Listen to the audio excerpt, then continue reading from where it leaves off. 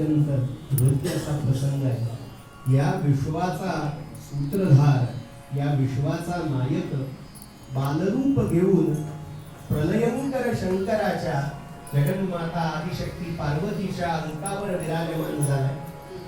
आता अवतार धारण केला, देह धारण केला, त्यामुळे देहाचे जे सगळे नियम आहेत ते लागू होणार आहे. मूळचा अति पवित्र आहे, मूळचा निष्कलंक निरंजन असा परमात्मा आहे.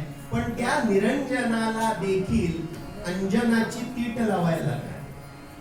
त्या विशुद्ध असणाऱ्या परमात्म्याला देखील न्हाणी